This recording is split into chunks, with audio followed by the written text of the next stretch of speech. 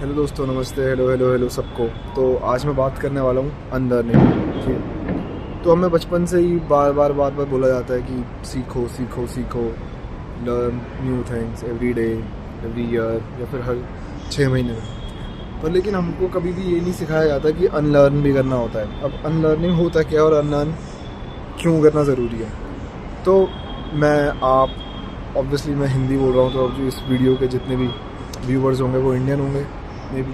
तो हम लोग जैसे बड़े होते हैं, ठीक है, तो हमको बहुत सारी चीज़ें सिखाई जाती है। और जिस सोसाइटी से, जिस एनवायरनमेंट से हम आते हैं, तो उसमें बहुत सारी अच्छी, बहुत सारी बुरी चीज़ें भी सिखाई जाती हैं, लाइक कास्टिज़म, रेसिज्म और बहुत सारी चीज़ें बहुत नॉर्मलाइज किया जाता है, मिसोजिनी और पता नहीं क्या क्या। तो हम लोग नई चीज़ें सीखते तो हैं, पर ये जो चीज़ें हमें बचपन से सिखाई पढ़ाई जिस जो जा रही है, उस चीज़ को हम भूल जाते हैं। समझ रहे हो तुम? मतलब हम अनलर्न नहीं कर रहे हैं।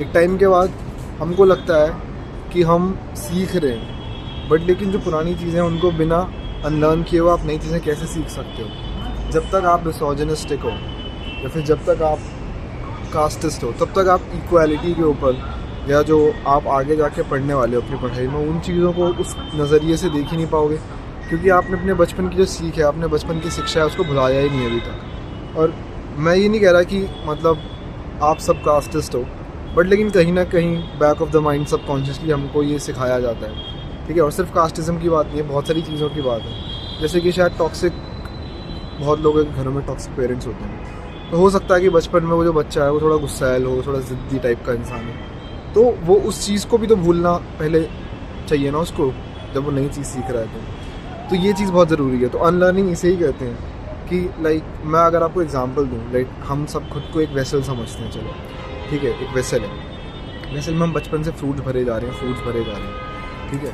हम कुछ ख़राब फ्रूट्स भी भर रहे हैं, सड़े हुए फ्रूट्स भी भर रहे हैं और अच्छे फ्रूट्स भी भर रहे हैं ऑब्वियसली, ठीक है। तो अब हम नए फ्रूट्स तभी तो भरेंगे जब हम उसमें से ख़राब फ्रूट्स या फिर पुराने फ्रूट्स बाहर निकालेंगे, जगह होगी।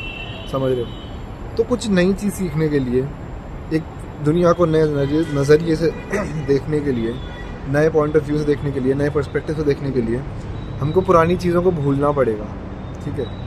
मैं ये नहीं कह रहा कि पुरानी सारी चीज़ों को भूल जाओ, लेकिन पुरानी नेगेटिव चीज़ों को हमको भूलना पड़ेगा, अनलर्न करना पड़ेगा, ठीक है। तो बस मैं यही कहना चाहता था। Bye bye, thank you.